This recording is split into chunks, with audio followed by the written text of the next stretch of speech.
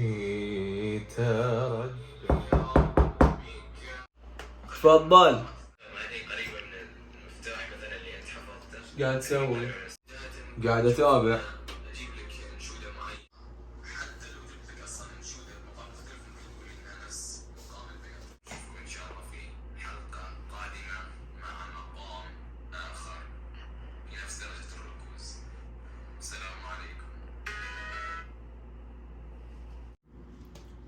يا اخي تدري ايش اللي قهرني بالحركه اللي سواها؟ انه تابع المقطع للاخير وعجب المقطع، يعني لما خلص ما سوى لايك واشترك، سحب عليه سكر المقطع بس وخلاص. يا اخي دام عجبك المقطع في صاحب المحتوى يعني ليش بس تتابع وتطلع وتسحب عليه؟ الله المستعان، نسأل الله.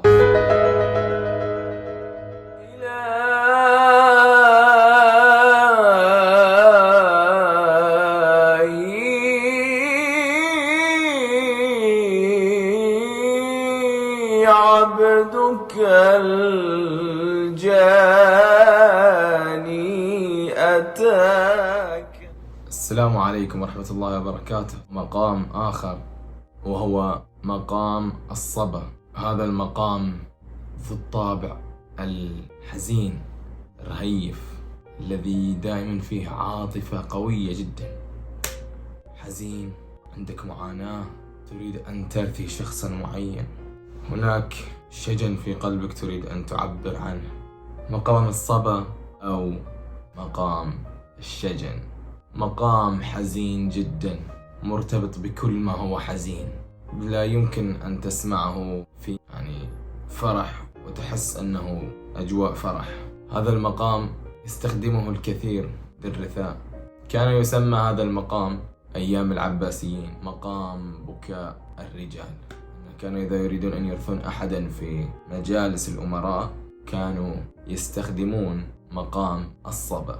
فهذا المقام يستخدم عندما تكون هناك أهوال يوم القيامة، عندما تكون هناك آيات العذاب، عندما تكون هناك آيات معبرة عن الندم والحسرة، آيات فيها شكوى، آيات الرجاء أثناء حصول المصيبة. طبعا كما نعرف هناك رجاء قبل أن تحدث المصيبة، تترجى أن لا تحدث، وهناك رجاء أثناء حدوث المصيبة. هذا المقام مرتبط في خلاص وقع الفاس بالرأس. درجة ركوز هذا المقام، نعم هو من ضمن العائلة الكبيرة المميزة، عائلة الري. درجة ركوزها أيضا الري. سلم مقام الصبا. هذا المقام الحزين ولد للأسف مع عيب خلقي، ممكن هو يكون هذا السبب وراء حزنه الشديد الغير منتهي. كل المقامات في سلالمها تبدأ بدرجة الري مثلا وتنتهي بدرجة الري. ري كاملة هنا درجة كاملة وري هنا درجة كاملة، إلا هذا المقام اللي قلنا عنه، هو أن بدايته ليست كنهايته، هي نفس درجة الركوز، لكن هنا درجة كاملة، أما في الأخير فنصف درجة. فهذا ما يميز هذا المقام أيضا عن باقي المقامات. مقام كالأعرج. سلمه من الري كالتالي: ري مي فا صول لا سي دو ري، ري دو سي لا صول فا مي ري.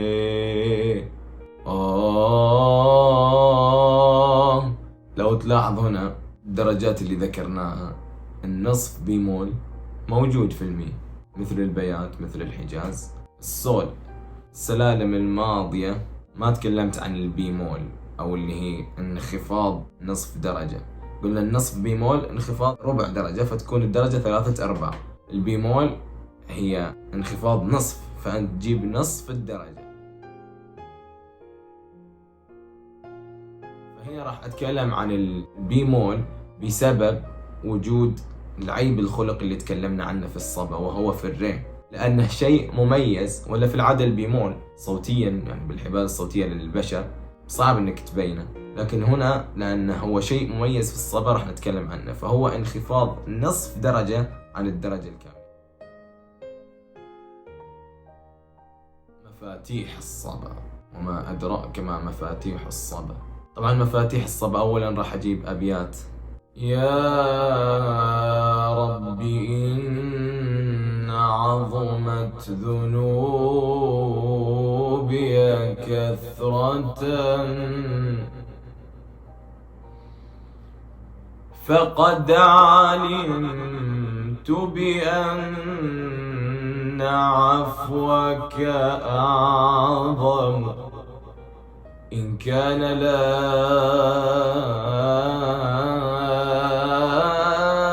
يرجوك إلا محسن،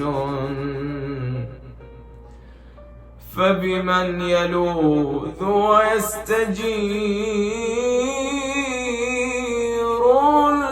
المجرم، أدعوك ربي كما أمرت تضرعا،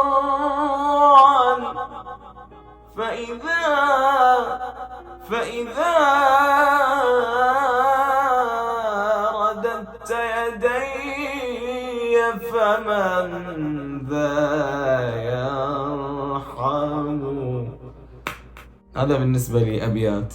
أيضا هناك قصيدة أنا بنت الهتف جبريل بفعاله، وأنا أختي لرعبكم حتى بخياله، أنا الثورة أنا الحرة أنا زينب غلطان.